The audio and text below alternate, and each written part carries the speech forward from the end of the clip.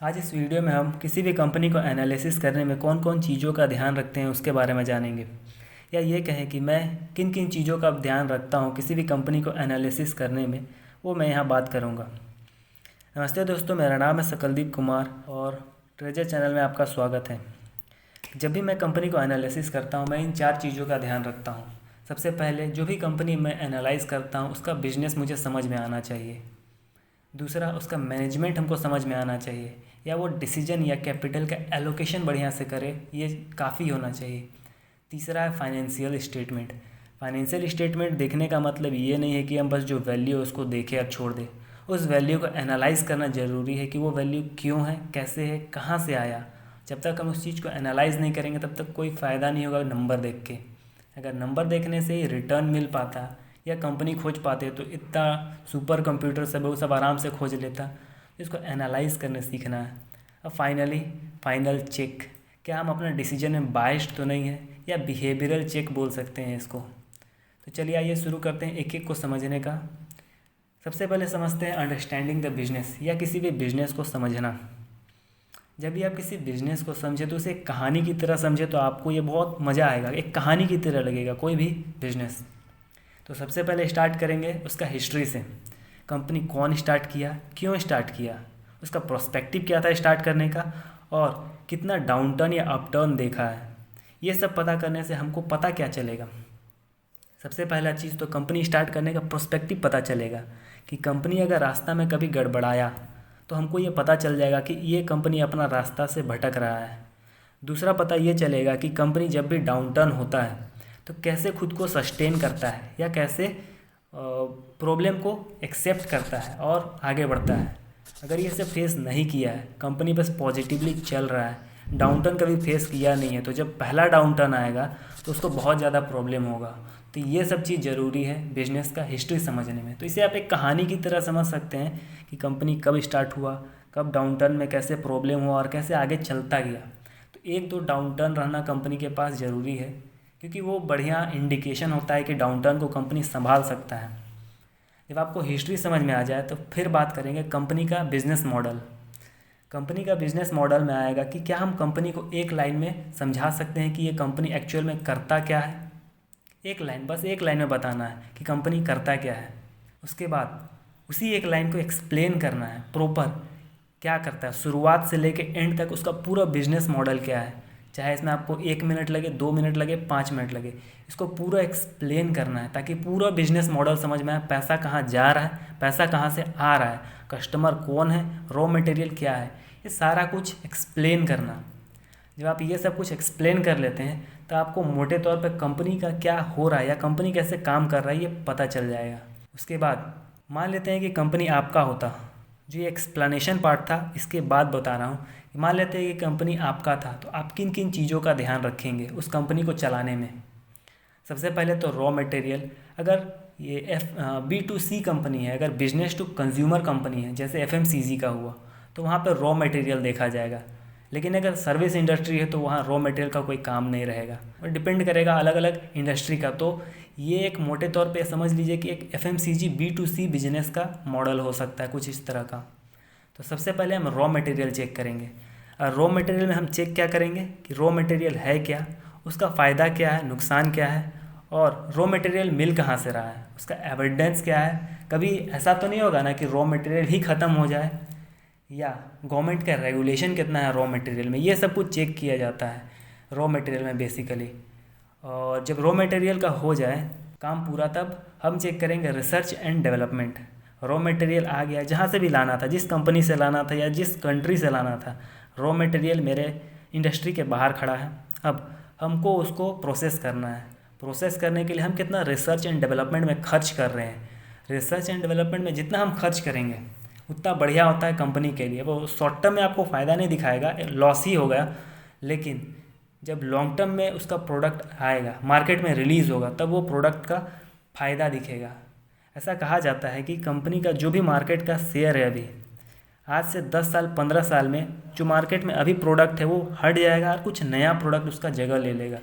तो अगर company research and development पर खर्चा नहीं कर रहा है तो ये बहुत ख़राब साइन है। जब research and development raw material आ गया, रिसर्च पे खर्चा कर लिया, अब लेबर का देखेंगे। लेबर को देखने का मतलब ये है कि मान लेते हैं कि किसी कंपनी में लेबर इश्यूज़ होता है, हर कंपनी में लगभग कभी ना कभी होता ही है लेबर इश्यूज़। तो कंपनी कैसे उसको सॉल्व करता है। ऐसा नहीं है कि किसी कंपनी में लेबर इश्यूज़ नहीं हो रहा है इसका मतलब ये है कि कंपनी बहुत अच्छा है।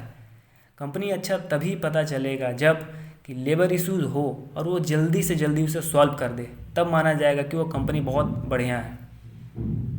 जब लेबर इश्यूज़ हो गया, रॉ मटेरियल आ गया, रिसर्च एंड डेवलपमेंट हो गया, लेबर इश्यूज़ ख़त्म कर दिया, उसके बाद वर्किंग इन्वायरमेंट। वर्किंग इन्वायरमेंट कहने का मतलब साफ़ सुथरा से नहीं है यहाँ वर्किंग इन्वायरमेंट। वर्किंग इन्वायरमेंट कहने का मतलब है कि कंपनी अगर प्रमोशन दे रहा है तो वो मेरिट के बेसिस पे दे या उसके एक्सपीरियंस के बेसिस पे दे, ना कि कुछ और तरीके से जो भाई भतीजावाद होता है वैसे करके दे, या कुछ और तरीके से पैसा फेंक के वैसे करके अगर प्रमोशन हो रहा है तो फिर कोई फ़ायदा नहीं होगा। तो इसे चेक कैसे करें। लेबर का तो आपको पेपर सब में मिल जाएगा, एनुअल रिपोर्ट में मिल जाएगा, और भी बहुत सारा आर्टिकल होता है उसमें रिसर्च एंड डेवलपमेंट लेबर सब रिलीज़ होता है तो उसमें पता चल जाएगा आपको। लेकिन वर्किंग इन्वायरमेंट अगर आपको पता करना है तो आपको चेक करना होगा कि अगर कोई बड़ा पोजीशन पे कोई सीट खाली है और उस सीट पे प्रमोशन लेके भराया जा रहा है उस सीट को, तो वो खराबी है एक तरह का। अगर हर बार हो रहा है ऐसा तो खराबी है। ऐसा ज़रूरी नहीं है कि हर प्रमोशन लेके हो रहा है मतलब खराबी है। हर बार अगर ऐसा किया जा रहा है मतलब ये कुछ नेगेटिव पॉइंट को इम्पेक्ट कर रहा है। कंपनी नहीं चाहता कि बाहर से कोई आए और रेगुलेट करे, तो इस चीज़ को आपको ध्यान में रखना है। अब फाइनली जब प्रोडक्ट बन जाता है, लेबर और वर्किंग इन्वायरमेंट से प्रोडक्ट बना लिए, अब उसको सेल करेंगे। तो सेल करने में 3 चीज़ों का बेसिक ध्यान रखना है। सबसे पहला डिस्ट्रीब्यूशन, दूसरा एडवर्टाइजिंग, अब मार्केटिंग। इन 3 चीज़ों पे आपको बेसिकली ज़्यादा ध्यान देना है कि कंपनी इन 3 चीज़ों पे पैसे कैसे खर्च कर रहा है, कहीं पैसा बर्बाद तो नहीं कर रहा है, या ये कहें कि वो सही तरीके से यूज कर रहा है कि नहीं कर रहा है। जैसे कि अगर ब्रांडिंग कर रहा है तो शॉर्ट टर्म में तो वो घाटा दिखेगा आपको, बहुत ज़्यादा कैश फ्लो आउट होगा, लेकिन लॉन्ग टर्म में वो फ़ायदा दिखाएगा। तो ये सब आपको पता करना है। तो ये प्रोडक्ट का सेल्स कहाँ पता चलेगा। आप में से ज़्यादातर लोग सोशल नेटवर्किंग साइट यूज करते होंगे, वहाँ आपको प्रोडक्ट का रिव्यू मिल जाएगा, नहीं तो फिर कोरा में मिल जाएगा, या आप डायरेक्टली जो शॉपिंग साइट्स है उसमें जाके उसका रिव्यू पढ़ सकते हैं, नहीं तो आप डायरेक्ट मार्केट में जाके प्रोडक्ट के बारे में चेक कर सकते हैं, बात कर सकते हैं। इसमें कोई प्रॉब्लम नहीं होगा, आदमी आराम से नॉर्मली बात करेगा कौन प्रोडक्ट चल रहा है कौन प्रोडक्ट नहीं चल रहा है, तो ये ज़्यादा हार्ड नहीं होगा। और प्रोडक्ट में और एक चीज़ देखना है कि कौन सा प्रोडक्ट है जो चल रहा है, कौन सा प्रोडक्ट है जो नहीं चल रहा है, ये भी आपको पता करना है। जब ये सब कुछ ख़त्म हो जाए तो फिर कुछ जनरल क्वेश्चन है जो आपको पूछना है खुद से। जैसे कि जो भी कंपनी में आप इन्वेस्ट करना चाहते हैं या जिस पे अभी आप रिसर्च ही कर रहे हैं, इन्वेस्ट अभी करने का सोचे भी नहीं है, उसका कंसिस्टेंट ऑपरेटिंग हिस्ट्री होना चाहिए। मतलब वो अपना जो प्रॉपर काम है, जो उसका वर्किंग मॉडल है, उससे रेवेन्यू जनरेट करना चाहिए। आप बहुत बार देखेंगे कि कंपनी कहीं इन्वेस्टमेंट कर रहा है उससे पैसा ला रहा है, या कहीं रेंट दिए हुए है उससे पैसा ला रहा है, तो वो ऑपरेटिंग इनकम नहीं कहलाएगा। तो कंपनी का कोर बिजनेस से ऑपरेटिंग इनकम आना चाहिए कुछ लंबे समय से। लंबे समय कहने का मतलब है कि कम से कम 5 साल तो होना ही चाहिए। अगर इससे ज़्यादा है, एक डाउनटर्न हो कंपनी में, तो वो और भी बहुत बढ़िया है। उसके बाद दूसरा क्वेश्चन है, क्या ये मेरे सर्कल ऑफ कॉम्पिटेंस में है। सर्कल ऑफ कॉम्पिटेंस कहने का मतलब कि मेरे क्षेत्राधिकार में जहाँ मैं इस पे रिसर्च कर सकता हूँ। अगर नहीं है तो आप इसे छोड़ दे हुए बढ़िया रहेगा। एग्जाम्पल के तौर पे कौन कौन सा आपके सर्कल ऑफ कॉम्पिटेंस में हो सकता है। सबसे पहला, आप जिस कंपनी में काम करते हैं आपको उसका कंपनी का सारा इंसाइट लगभग पता ही होगा, तो ये एक तरह से आपका सर्कल ऑफ कॉम्पिटेंस हो सकता है। आप किसी कंपनी का प्रोडक्ट यूज करते होंगे, आपके अगल बगल का प्रोडक्ट यूज करते होंगे, तो आपको उससे पता चलेगा कि उस प्रोडक्ट का डिमांड क्या है, सप्लाई क्या है, कब बढ़ रहा है कब घट रहा है, आपको उससे पता चलेगा। आपके कोई रिलेटिव होंगे जो उस कंपनी में काम करते होंगे, सेल्स में होंगे, काम करते होंगे, डिस्ट्रीब्यूशन में काम करते होंगे, वहाँ से भी आपको बहुत सा नॉलेज मिल जाएगा। लेकिन यहाँ मैं एक चीज़ आपको बताना चाहूँगा कि आप जब भी इन चीज़ों का एनालिसिस करें, आप वेरीफाई ज़रूर करें सर्कल ऑफ कॉम्पिटेंस को। जब भी आप वेरीफाई करेंगे आपको कुछ नया नया इन्फॉर्मेशन मिलेगा, या कुछ इन्फॉर्मेशन गलती होगा जो री-वेरीफाई हो जाएगा। तो होप आपको सर्कल ऑफ कॉम्पिटेंस समझ में आया होगा। अब तीसरा question, is it a good business. यहाँ गुड बिजनेस का कहने का एक लाइन में मतलब नहीं है कि अच्छा है या ख़राब है। अच्छा बिजनेस कहने का मतलब यही होगा कि कंपनी उसका प्रोडक्ट, जो प्रोडक्ट वो बनाता है, वो रेप्लिकेट ना किया जा सके, नहीं तो फिर फ़ायदा कुछ नहीं होगा। एग्ज़ाम्पल के तौर पे अगर कोई कंपनी एक मान लेते हैं गाड़ी बनाता है, उसको आसानी से अगर रेप्लिकेट किया जा सकता है तो फिर वो प्रोडक्ट हट जाएगा, कोई दूसरा उसका जगह ले लेगा। तो ऐसा नहीं होना चाहिए। और एक गुड बिजनेस का रीज़न आप चेक कर सकते हैं, जैसे क्या ये कोई एंट्री बैरियर क्रिएट कर रहा है, जो उसका प्रोडक्ट है वो कुछ एंट्री बैरियर दूसरा जो कंपनी आना चाहता है उसके लिए एंट्री बैरियर क्रिएट कर रहा है। अगर नहीं कर रहा है तो ये एक रिस्की होगा। और ये एंट्री बैरियर कैसे कैसे क्रिएट कर सकता है, एग्जांपल के लिए समझे तो सबसे पहले तो अपना मार्जिन कम करके, प्रॉफिट मार्जिन कम करके, या किसी ऐसे सेक्टर में घुस के जहाँ रेगुलेटरी रिक्वायरमेंट बहुत ज़्यादा होता है या जहाँ बहुत ज़्यादा कैपिटल का एलोकेशन करना पड़ता है स्टार्टिंग फेज में, तो ये एक तरह से बैरियर की तरह काम करता है। या फिर कंपनी का ब्रांड वैल्यू, जो ब्रांड वैल्यू क्रिएट होता है वो भी एक तरह का बैरियर की तरह काम करेगा। उसके बाद और एक आप समझ सकते हैं कि क्या इस बिज़नेस में सडन चेंज आ सकता है। जैसे अगर कोई फैशन रिलेटेड है तो हम समझ सकते हैं कि 3-4 साल में हर बार फैशन चेंज होता है, तो हो सकता है कि हमारा प्रोडक्ट जो भी हम बना रहे हैं वो 3-4 साल बाद मार्केट में चले ही नहीं। तो ये सडन चेंजिंग जो इन्वायरमेंट होता है ये थोड़ा सा डेंजरस हो सकता है, ये गुड नहीं है बिज़नेस के लिए। तो हमें ऐसा बिज़नेस चूज करना चाहिए जो कुछ लंबे अंतराल तक उसी बिज़नेस मॉडल पे चलता रहे, ज़्यादा उस पर सडन चेंज ना आए, तभी वो एक अच्छा बिज़नेस होगा। ये 3 क्वेश्चन समझ में आ गया होगा आपको। चौथा क्वेश्चन है, is it a risky business. Risky business कहने का मतलब ये गुड बिजनेस से मिलता जुलता है लगभग, लेकिन यहाँ एक चीज़ आपको देखना पड़ेगा कि कंपनी डेट जो ले रहा है वो कंटिन्यूअस हमेशा बढ़ाते जा रहा है या घटाते जा रहा है। यहाँ रिस्की का मतलब ये है। रिस्की का और एक मतलब होगा कि कहीं कुछ बबल तो नहीं बन रहा है, लेबर इश्यूज़ में कहीं बबल तो नहीं बन रहा है, या प्रोडक्ट में कहीं बबल तो नहीं बन रहा है कि वो बाद में बस्ट कर जाए। आपको ये चेक करना है कि क्या बिज़नेस रिस्की है कि नहीं। इसके लिए आपको मार्केट में जाना पड़ेगा। 5वां क्वेश्चन, कंपटीशन आपको देखना पड़ेगा। कंपटीशन में आप जितना कुछ मैं यहाँ बताऊँगा पूरा को अपने कॉम्पिटिटर से, जो दूसरा कंपनी है उस पर कॉम्पिटिटर से आप चेक कर सकते हैं। मैं यहाँ बेसिकली बस प्रोडक्ट का बताऊँगा कि प्रोडक्ट में कैसे कंपटीशन क्रिएट कर रहा है वो प्रोडक्ट, या कंपटीशन प्रोडक्ट वाइज प्रोडक्ट जब हम कंपेयर करेंगे तो कैसे एक प्रोडक्ट दूसरे प्रोडक्ट से अच्छा है, जैसे मेरे कंपनी का प्रोडक्ट कैसे दूसरे कंपनी से अच्छा है ये पता करेंगे। या कहें कि कॉम्पिटिटिव एडवांटेज क्या क्या है कस्टमर के रेस्पेक्ट में या कंपनी के रेस्पेक्ट में।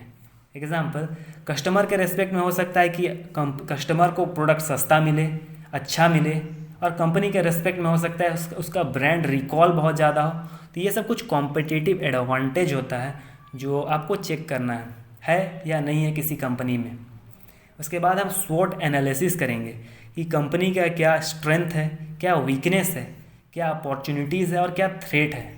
स्ट्रेंथ में तो सारा कुछ आ जाएगा, जो उसका अच्छा पॉइंट होगा जो मैनेजमेंट हर बार बोलता रहेगा, और वीकनेसेस आपको उसके खुद के बैलेंस शीट से पता नहीं चलेगा। उसके लिए आपको न्यूज़ आर्टिकल्स देखना पड़ सकता है, कॉम्पिटिटर का एनुअल रिपोर्ट पढ़ना पड़ सकता है, उससे आपको आर्टिकल भी पढ़ना पड़ सकता है बहुत सारे मैगजीन का, वहाँ आपको वीकनेस मिल जाएगा।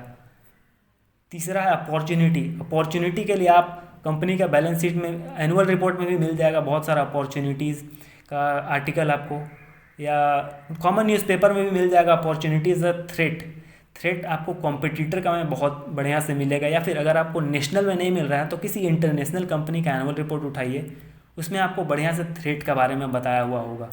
हो सकता हो ना भी हो, लेकिन आपको ये सब चीज़ बस आप अगर उसी कंपनी के एनुअल रिपोर्ट पे डिपेंड रहिएगा तो आपको सारा कुछ नहीं मिलेगा। तो इसे चेक करने के लिए आपको 2-3 कंपनी का एनुअल रिपोर्ट पढ़ना पड़ सकता है। जब आपका स्वॉट एनालिसिस हो गया, फिर आप आइए मोट। मोट कहने का मतलब ये होता है कि कंपनी कैसे अपना एक ब्रांड क्रिएट कर रहा है जो कि रिप्लेस नहीं किया जा सके, कुछ भी हो जाए रिप्लेस ना हो शॉर्ट टर्म में। जैसे मोड भी रिप्लेस हो सकता है लेकिन शॉर्ट टर्म में ना हो। मोड भी बहुत तरीके का होता है, जैसे economies of scale and scope. कहने का मतलब कि अपने प्रोडक्ट का वॉल्यूम को इतना ज़्यादा बढ़ा लेना कि उसका जो पर पेयर कॉस्ट है उसको घटा दे, तो एक तरह से मोट हो जाएगा। कहने का मतलब जैसे रिलैक्सो केस में हम समझते हैं उसका वॉल्यूम इतना ज़्यादा है कि उसका पर पेयर कॉस्ट, अगर वो 4 रुपया भी कमा रहा है पर पेयर बेच के, तो इतना ज़्यादा कमा लेता है कि उसको हर कुछ अपना एक्सपेंस को भरपाई कर सकता है बस उस 4 रुपये से। तो ये आपको समझ में आया होगा। अगर नहीं समझ में आया तो मैं फिर से बता दूं कि इकोनॉमीज़ ऑफ स्केल में बेसिकली मतलब ये होता है कि अगर आप किसी एक काम को करते हैं तो उसमें आपको बहुत खर्च लग सकता है, लेकिन अगर आप उसको वॉल्यूम बढ़ा दें तो पर पेयर या पर प्रोडक्ट खर्चा घट जाता है। तो एक तरह का मोट हो सकता है, किसी भी कंपनी के लिए हो सकता है। उसको रिप्लेस करने के लिए दूसरा कंपनी को बहुत ज़्यादा मेहनत करना पड़ सकता है। दूसरा है economies of scope. Economies of scope से बेसिक मतलब ये है कि आप मान लेते हैं कि 5 काम करते हैं, 5 डिफरेंट प्रोडक्ट आप बना रहे हैं। अब पाँचों को अगर आप अलग अलग बनाइएगा तो आपको मान लेते हैं 100 रुपये लगेगा, लेकिन अगर आप पाँचों को एक ही इंडस्ट्री में बनाइएगा विथ एक्सपीरियंस्ड लेबर, अगर आप पाँचों के लिए एक्सपीरियंस्ड लेबर लाइएगा, मशीन लाइएगा और पाँचों को एक ही कंपनी में बनवाइएगा, तो हो सकता है कि आपका जो कॉस्ट हो वो कम हो, पर पेयर कॉस्ट घट जाएगा एक साथ काम करने की वजह से। होप आपको ये दोनों स्केल और स्कोप समझ में आया होगा। दूसरा नेटवर्क इफेक्ट। नेटवर्क इफेक्ट ये विजिबल भी हो सकता है, इनविजिबल भी हो सकता है। ये एक तरह का ब्रांड वैल्यू क्रिएट करता है। नेटवर्क इफेक्ट आपको बेसिकली समझना होगा कि आपको कुछ एक थ्रेशोल्ड तक अपना प्रोडक्ट को मार्केट में लाना होगा ताकि प्रोडक्ट यूज करे आदमी। जब आदमी प्रोडक्ट यूज करेगा तो जब उसको अच्छा लगेगा तो माउथ टू माउथ रिकॉल होगा, जिसके वजह से आपका प्रोडक्ट का ब्रांडिंग खुद ब खुद होने लगेगा। तो नेटवर्किंग इफेक्ट शुरुआत से ही आपको नहीं दिखेगा, इसके लिए आपको कुछ थ्रेशोल्ड कस्टमर को पकड़ना पड़ेगा। और एक चीज़, जब भी नेटवर्किंग से फ़ायदा हो तो कंपनी उसको मोनेटाइज कर सके, ये फ़ायदा कंपनी के पास होना चाहिए। ये सब कुछ मोट होता है। जो आप कुछ आर्टिकल पढ़ सकते हैं मोट के बारे में। कहने का मतलब है कि कंपनी कैसे कॉम्पिटिटर को अपने से कॉम्पीट करने नहीं देगा, बस यही समझना है यहाँ। और भी तरीके का मोट होता है, जैसे इंटेलेक्चुअल प्रॉपर्टी का हुआ या हाई स्विचिंग कॉस्ट का हुआ, जहाँ कंपनी क्या चाहता है कि अगर आप एक कंपनी से दूसरे कंपनी में जाएं तो आपको कॉस्ट बढ़ जाए। एग्जांपल के लिए समझे तो जैसे हाई स्विचिंग कॉस्ट के लिए हो जाएगा, डिश का एग्जांपल ले लेते हैं। आप अगर डिश कभी भी खरीदते हैं तो आपको सेट टॉप बॉक्स खरीदना होगा, एंटीना खरीदना होगा, तार खरीदना होगा, उसे सर्विस लेना पड़ेगा। अगर आप किसी दूसरे कंपनी पे जाइएगा तो फिर आपको सेम चीज़ खरीदना पड़ेगा, तो उसके लिए आपको ज़्यादा पैसा पे करना पड़ेगा, तो आपका स्विचिंग कॉस्ट बढ़ जाता है। तो यहाँ पे एक तरह का ये एक एग्जांपल, ये इसको लाइटली लीजिएगा, मतलब एकदम इसको कॉपी मत कीजिएगा, बस एक एग्जांपल था आपको समझाने के लिए। अगर यहीं लो स्विचिंग कॉस्ट का बात करें तो सिम का देखें हम लोग, जियो से एयरटेल कन्वर्ट करता है, एयरटेल से आइडिया कन्वर्ट करता है, बस स्विचिंग कॉस्ट लगता है कुछ रुपया, उसमें तुरंत कन्वर्ट हो जाता है। तो ये एक तरह का मोड क्रिएट नहीं कर रहा है हाई स्विचिंग कॉस्ट के रेस्पेक्ट में। होप आपको समझ में आया होगा ये। सबसे लास्ट में देखना है कि फेवरेबल लॉन्ग टर्म प्रोस्पेक्ट्स है या नहीं है कंपनी का। हिस्ट्री तो लॉन्ग टर्म बढ़िया था, लेकिन पैसा तब बनेगा जब उसका favourable long term prospects future का बढ़िया होना चाहिए। फ्यूचर कोई नहीं देखा है, या आपको भी पता है, हमको भी पता है, लेकिन हम ये एक्सपेक्ट कर सकते हैं कि बिज़नेस जिस तरीके से चल रहा है अगर उसी तरीके से चलता रहे तो कितना प्रॉफिट हो सकता है कंपनी को। तो जब कंपनी को प्रॉफिट होगा तो ये गारंटी है कि हम शेयर होल्डर है तो हमको ही प्रॉफिट होगा। तो फेवरेबल लॉन्ग टर्म प्रोस्पेक्ट्स हमको देखना है। इसको देखने के लिए हम बेसिकली समझ सकते हैं कि कंपनी अपना कैपिटल का एलोकेशन किस तरीके से कर रहा है। ऐसा तो नहीं कि डेट बहुत ज़्यादा ले रहा है या बहुत ज़्यादा रैंडम एक्विजिशन कर रहा है। ये सब चेक करना है बेसिकली इस फेवरेबल लॉन्ग टर्म प्रोस्पेक्ट्स में। कंपनी इधर उधर भटक तो नहीं रहा है, तो ये सब चेक कर सकते हैं आप फेवरेबल लॉन्ग टर्म प्रोस्पेक्ट्स में। फिर अब आता है मैनेजमेंट का बारी। तो मैनेजमेंट को चेक करना थोड़ा सा मुश्किल होता है क्योंकि एक सब्जेक्टिव टर्म हो जाता है, या तो फैमिली ओन्ड या प्रोफेशनल, और ज़्यादातर इंडिया में फैमिली ओन्ड ही आपको मिलेगा, प्रोफेशनल थोड़ा कम ही मिलेगा। तो दोनों का अपना फ़ायदा है, अपना नुकसान है। तो मैं यहाँ इन दोनों फैमिली ओन्ड या प्रोफेशनल के फ़ायदे या नुकसान के बारे में नहीं बताऊँगा। मैं यहाँ बताऊँगा कि मैनेजमेंट में आपको देखना क्या है। सबसे पहले तो प्रमोटर है कौन, उसका माइंडसेट क्या है, क्या उस पर कोई केस चल रहा है या कंपनी पे कोई केस चल रहा है, ये सब आपको चेक करना है। ये सब आपको आराम से गूगल में मिल जाएगा, आप चेक कीजिए। आप कोई भी मैनेजमेंट का प्रमोटर का नाम लिखिए, साइड में स्कैम, फ्रॉड, चीटिंग कुछ भी आप लिखिएगा आपको वहाँ दिखा देगा। और अगर आपको उनका माइंडसेट समझना है तो माइंडसेट समझने के लिए आप यूट्यूब में वीडियोस देख सकते हैं, उनका नाम टाइप कीजिए, इंटरव्यू टाइप कीजिए, आपको प्रॉपर वहाँ माइंडसेट उनका कैसा है पता चल जाएगा। अगर आपको समझ नहीं आ रहा है तो आप उनका माइंडसेट कम से कम किसी एक तो आदमी या कॉम्पिटिटर से आप चेक कर सकते हैं, नहीं तो आप सिंपली किसी ऐसे व्यक्ति से चेक कर सकते हैं जिनका उस फील्ड में बहुत बढ़िया एक्सपीरियंस है। जब आपको पता चल जाए हु इज़ द प्रमोटर, क्या उस पर कोई चार्जेस केसेस है या नहीं है, ये सब कुछ पता चल गया। अब क्या करना है, चेक कंपनी का फ्यूचर जो बोला था। आज से कुछ साल पहले हर बार कंपनी, बहुत सा कंपनी होता है जो अपना फ्यूचर के बारे में कुछ ना कुछ बोलता ही है। या आज से 4 साल बाद, 5 साल बाद कंपनी यहाँ रहेगा, वहाँ रहेगा। आप लास्ट 10 साल का बैलेंस शीट उठाइए और चेक कीजिए कि कंपनी क्या बोला था आज से 5 साल, 10 साल पहले, क्या वो उसको फुलफ़िल किया या नहीं। अगर फुलफ़िल किया तो वो बहुत सीखी भगा रहेगा, ये कॉमन बात है। अगर नहीं किया तो कंपनी क्या उसको एक्सेप्ट कर रहा है कि नहीं कर रहा है, या क्या बोल रहा है कि क्यों नहीं कर पाया, ये आपको चेक करना है। उसके बाद जब आप पास्ट चेक कर लेते हैं तब आपको फ्यूचर चेक करना है। आप करंट ईयर का बैलेंस शीट, एनुअल रिपोर्ट निकालिए, उसमें आप चेक कीजिए कि कंपनी जो बोल रहा है कि आज से 5 साल बाद हम यहाँ पहुँचेंगे, या ये प्रोडक्ट निकालेंगे, या इतना रीच हो जाएगा मेरा कंपनी का, तो वो कितना रियलिस्टिक है, मतलब कितना सच्चा लग रहा है। और रियलिस्टिक के लिए आपको चेक करना पड़ेगा कॉम्पिटिटर का एनुअल रिपोर्ट, तभी आप पता कर पाएंगे कि कितना रियलिस्टिक वो बोल रहा है। या कुछ मैगज़ीन में आपको आर्टिकल मिल जाएगा, उससे आपको पता चलेगा कि कंपनी जो बोल रहा है वो सच में पॉसिबल है या नहीं है। जब आपका पास्ट हो गया, फ्यूचर हो गया, ये past goal and it's fulfilment तो इसी में आ जाएगा। अबाउट द चेयरमैन, क्या बोला था फ्यूचर में, वो फुलफ़िल हुआ या नहीं हुआ। उसके बाद 3 पॉइंट चेक करना है आपको, कैंडिडेट का रैशनैलिटी, और वो मैनेजमेंट कैंडिडेट है कि नहीं है, और इंस्टीट्यूशनल एम्परेटिव।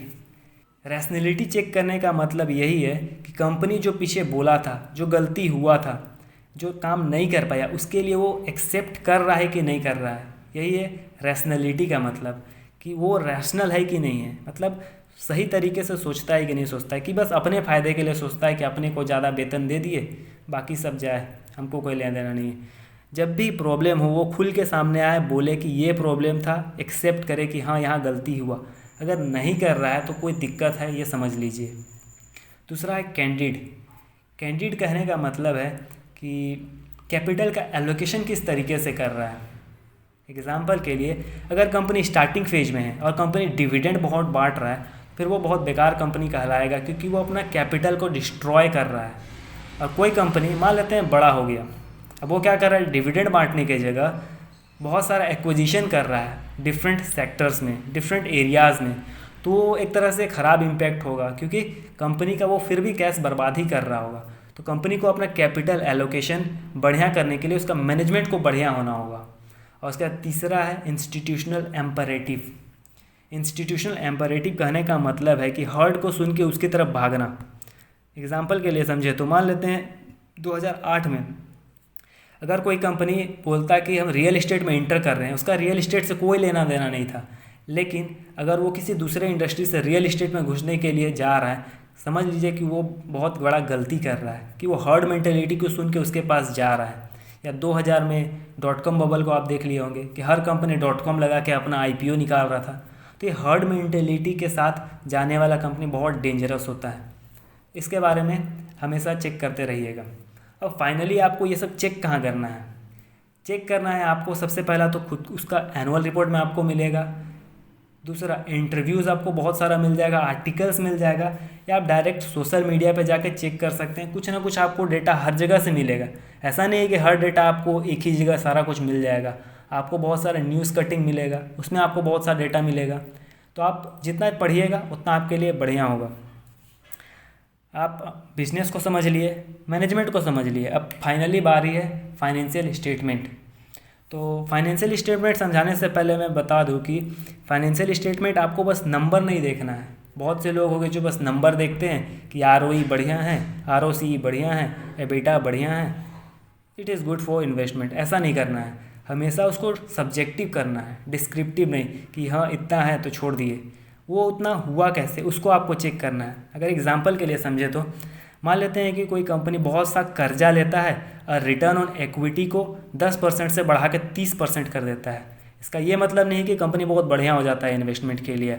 आपको चेक करना है कि वो कर्जा भी तो लिया है, कर्जा से भी तो रिटर्न ऑन इक्विटी बढ़ रहा है। इक्विटी तो नहीं बढ़ा, लेकिन डेट लेके रिटर्न ऑन इक्विटी तो बढ़ा दिया, उसका प्रॉफिट बढ़ गया। अगर आपको ये समझ नहीं आया तो मैं आपको जब इक्विटी समझाऊंगा तब मैं इसे ठीक से बता दूंगा। अभी फ़िलहाल के लिए ये समझिए कि जब भी आप एनुअल रिपोर्ट में बैलेंस शीट को पढ़ें तो आपको ये पता होना चाहिए कि जो भी आप टर्म देखिएगा उसे आप सब्जेक्टिव तरीके से समझें, ना कि डिस्क्रिप्टिव।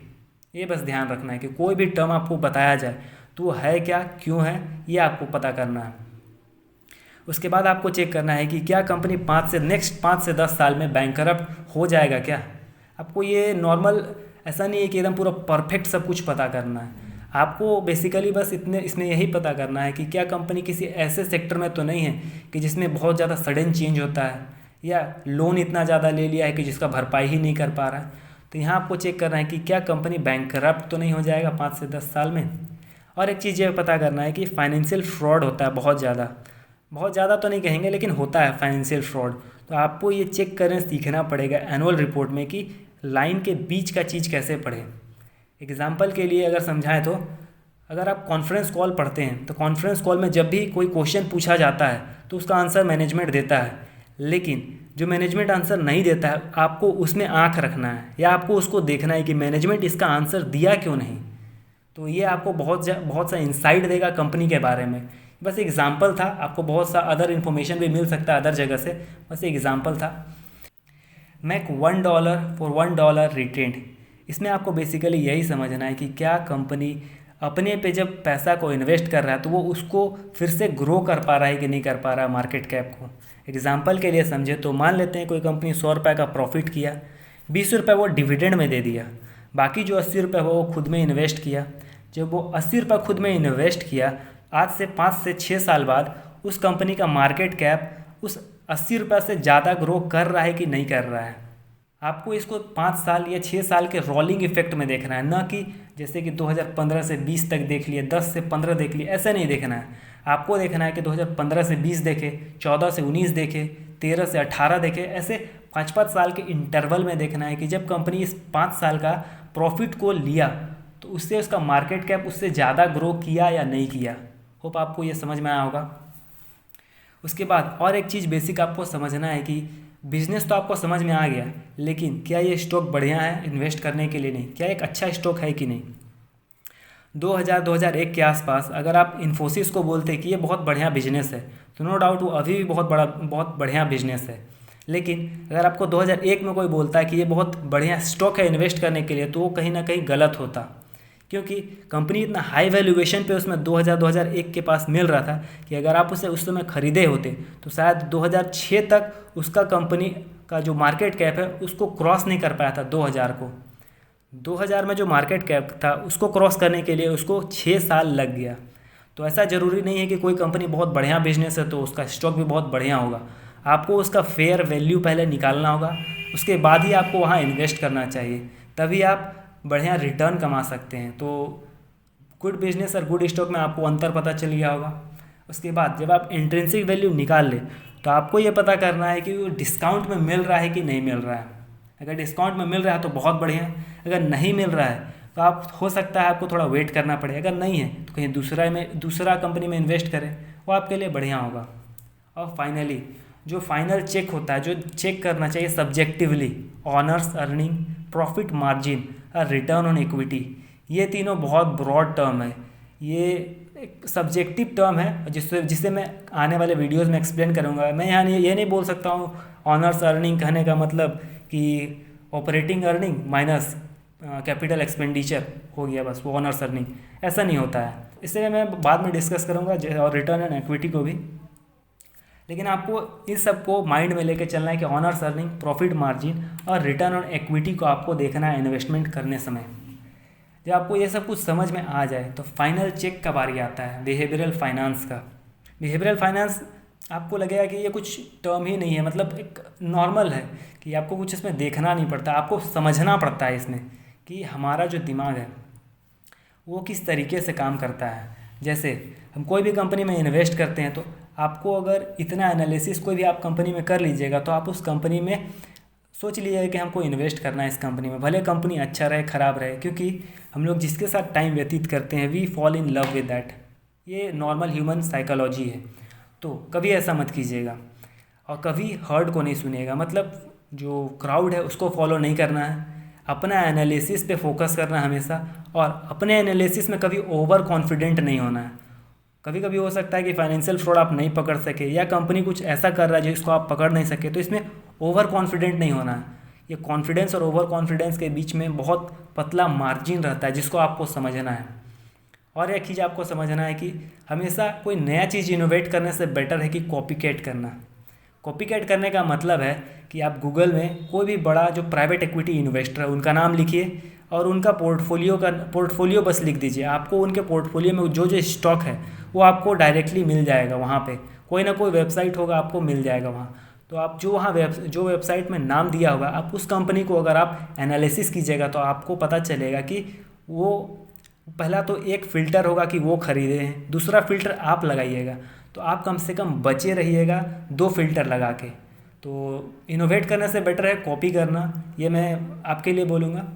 जो भी बिज़नेस को आप चेक कर रहे हैं उसको हमेशा 2-3 डिफरेंट आइडियाज़ से चेक करने के लिए कोशिश कीजिएगा। एक आइडिया से हमेशा कुछ ना कुछ गलती हो सकता है। तो जब भी आप किसी चीज़ को या किसी सब्जेक्टिव यहाँ जो भी रिसर्च किया उसको आप जब भी चेक कर रहे हो तो उसमें आपको ये चेक करना है कि 2-3 तरीके से उसको सोचे कि ये क्या हो सकता है, इसमें और क्या ऐड किया जा सकता है। तो 2-3 माइंड एक तरीके से बोल सकते हैं, अलग तरीके से सोचना, ताकि उसका पॉजिटिव भी आपको पता चले, नेगेटिव भी, न्यूट्रल भी, सारा कुछ आपको पता चले।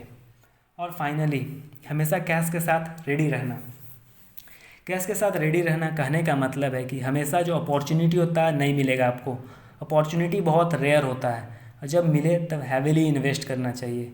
हो सकता है बहुत से लोग मेरे से एग्री ना करें, लेकिन जब भी अगर आप कॉन्फिडेंट हैं, नॉट ओवर कॉन्फिडेंट, जब आप कॉन्फिडेंट है कि दिस कंपनी विल ग्रो, तो आप अपने कुछ पैसे कम से कम जो कैश है उसके 40 या 50% उसमें इन्वेस्ट कर सकते हैं। ये डिपेंड करता है आपकी कैपेबिलिटी, आपका एक्सपीरियंस और आपके कैपिटल मैनेजमेंट पे सब कुछ डिपेंड करेगा। तो ये सब जो मैंने बताया है ये एक तरह से कहे तो B2C बिजनेस जो FMCG के लिए लागू होगा। अगर आप डिफरेंट बिजनेस में जाइएगा तो आपको डिफरेंट तरीके का चेक करना पड़ सकता है। ये मैं मोटे तौर पे ये बताया कि क्या क्या चीज़ देखना चाहिए। इसमें से बहुत सारा चीज़ होगा जो और कंपनी के लिए भी लागू होगा, लेकिन जो बेसिक था, अंडरस्टैंडिंग द बिजनेस, मैनेजमेंट को समझना, उसके बाद उसका फाइनेंशियल स्टेटमेंट को सब्जेक्टिवली समझना और फाइनल अपना बिहेवियर को चेक करना, ये 4 चीज़ लगभग कॉमन होगा सब में, आप चाहे किसी भी बिजनेस में जाएं। अगर आप ये सब कुछ नहीं करते हैं और फाइनली किसी स्टॉक में इन्वेस्ट कर रहे हैं या जो मैंने बताया बस उसी को चेक करके आप इन्वेस्ट कर रहे हैं, तो आप फिर भी रिस्क में रहिएगा। क्योंकि मैंने आपको बहुत सा टर्म अभी तक नहीं बता पाया हूँ कि बहुत सा चीज़ मेरे दिमाग में है, लेकिन एक वीडियो पे कवर अप कर पाना बहुत मुश्किल होता है एक चीज़ को। मैं आशा करता हूँ कि मैं आपका कुछ मदद कर पाया इस वीडियो बना के। और अगर आपको ये अच्छा लगा है तो मैं चाहूँगा कि आप इसे अपने दोस्तों में शेयर करें ताकि वो भी कुछ नया चीज़ सीखे। और फाइनली दोस्तों, मैंने एक वेबसाइट भी बनाया है, treasureinside.in। अगर आपको इन्वेस्टिंग से रिलेटेड कुछ चीज़ सीखना है तो आप उसमें आके सीख सकते हैं, कोई कॉस्ट नहीं लगेगा आपको। और मेरे वीडियो में लास्ट तक बने रहने के लिए धन्यवाद दोस्तों।